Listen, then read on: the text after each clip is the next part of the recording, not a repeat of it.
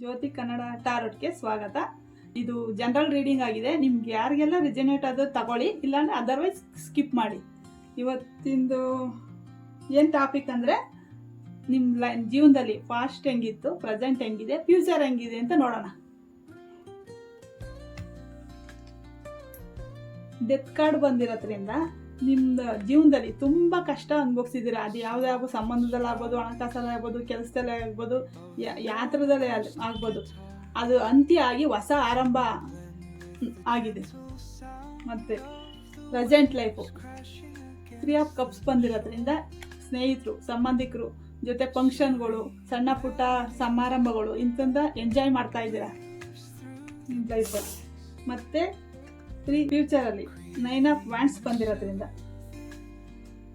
ನೀವು ಈಗಾಗಲೇ ತುಂಬ ಕಷ್ಟಕರವಾದ ಜೀವನನ, ಸವಾಲುಗಳನ್ನ ಬೇಕಾದಷ್ಟು ಅನುಭವ ಆಗಿದೆ. ಆದರೂ ಮುಂದೆ ಫ್ಯೂಚರಲ್ಲಿ ಬರುವಂಥ ಸಾಧ್ಯತೆ ಇದೆ.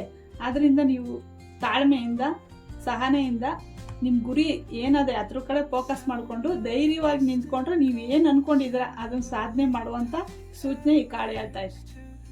ಇಷ್ಟ ಆದರೆ ಲೈಕ್ ಕೊಡಿ, ಸಬ್ಸ್ಕ್ರೈಬ್ ಮಾಡಿ. Thank you.